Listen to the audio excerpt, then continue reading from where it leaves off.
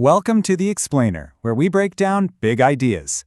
And today we are tackling a big one. It's a word we all hear all the time, but have you ever really truly stopped to think about what it means? I'm talking about bullshit.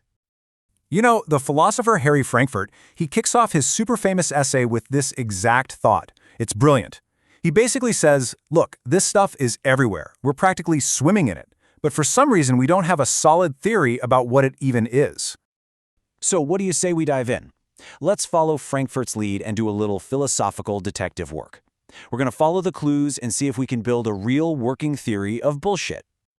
All right, so first things first. To figure out what bullshit is, it's actually super helpful to figure out what it isn't. Now, your first instinct might be to just say, oh, it's just a lie. But it's not that simple. As we're about to see, it's a completely different beast. A great clue comes from another philosopher, Max Black. He was looking into this related idea he called humbug, and his definition is pretty interesting. It's basically a deceptive misrepresentation, but specifically, it's about faking your own thoughts or feelings. You're pretending to be something you're not. So Frankfurt takes this idea of humbug and puts it to the test. He gives us this classic example. Picture a 4th of July orator. You know, a politician up on a stage, getting all bombastic about our great and blessed country. They are really laying it on thick. Now, here's the million-dollar question. Is this person lying? I mean, are they secretly unpatriotic and just trying to pull the wool over our eyes about how they really feel? Well, Frankfurt says probably not. Think about it. The orator's main goal isn't really to get you to believe specific facts about the country. No, their real goal is to shape your impression of them. They want you to walk away thinking, wow, what a patriot. They don't really care what you believe as long as you believe that.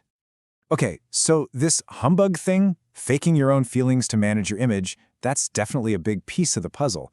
But it doesn't feel like the whole picture, right? There's got to be something else to it. This brings us to the key clue, the one that really cracks this whole case wide open. And believe it or not, it comes from this kind of bizarre story about another famous philosopher, Ludwig Wittgenstein. So the story goes, his friend, Fanya Pascal, had just had her tonsils out. Ouch. She's recovering, feeling absolutely miserable, and Wittgenstein comes to visit her. And she tells him, I feel just like a dog that has been run over.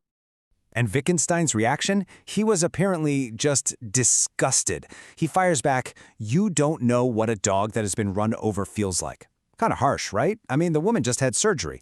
But his weird reaction is actually the key to everything. Because, see, Pascal wasn't lying. She really did feel terrible. But what got under Wittgenstein's skin was that her description had zero connection to reality. She was just making it up. She had no clue what a run-over dog feels like.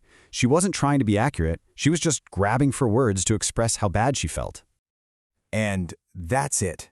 That's the light bulb moment. The absolute core ingredient of bullshit isn't that it's false.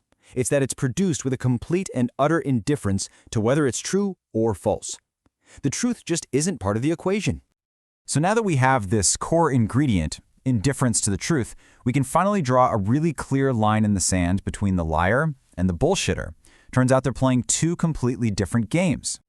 Okay, just look at this breakdown. It's super clear. The liar, they're obsessed with the truth. They have to know what's true so they can carefully construct a false reality to trick you. They're playing against the truth. But the bullshitter, they're not even on the same playing field. The truth is completely irrelevant. Their only goal is to get away with whatever they're saying, to achieve some other purpose. And this is where it gets really mind-bending. Bullshit doesn't even have to be false. It could be completely true, just by accident. What makes it bullshit isn't its relationship to the truth, but the fact that it's phony. It's a fake. It was made without any care for the facts at all. Frankfurt pulls this great quote from a novel, some advice a father gives his son. Never tell a lie when you can bullshit your way through. And that just nails it, doesn't it? Lying is a craft. It takes effort and attention to detail. But bullshitting, that's more like improv. It's spontaneous, creative, and totally unconstrained by pesky things like, well, reality. Okay, so we've got our definition down. But this leads Frankfurt to his most shocking claim, his most controversial conclusion. And the question is this: if the bullshitter isn't necessarily lying, who's the bigger enemy of the truth, the liar or the bullshitter? Frankfurt's argument is pretty wild. He says that the liar in a weird way, actually respects the truth. By trying so hard to hide it, they're acknowledging that it exists and that it's powerful. The liar lives in a world where the line between true and false is the most important line there is. The bullshitter, though, they do something way more dangerous. Their indifference, their I don't care attitude, doesn't just hide the truth. It corrodes the very idea of truth itself. It implies that the whole distinction between what's real and what's not just doesn't matter. And that's his final verdict. The liar might be the opposing team, but they're still playing the game of truth. The bullshitter is trying to burn down the whole stadium. And that, Frankfurt says, is what makes bullshit the far greater enemy of the truth. Which brings us right back to where we started. If this stuff is so dangerous, then why is there just so much of it? Why does it feel like our world is running on a high-octane blend of bullshit? Well, Frankfurt points to a few things. One, we're all constantly expected to have something to say, even about stuff we know nothing about. So what do? We bullshit. Two, there's this idea in a democracy that you're supposed to have an opinion on everything. And finally, he spots this bigger, deeper trend. We're kind of losing faith in the idea of objective truth. Instead, we're focusing on sincerity, being true to yourself. The problem is, being true to yourself can sometimes mean not being true to, well, the truth. But this is where Frankfurt leaves us, with one last kind of unsettling thought.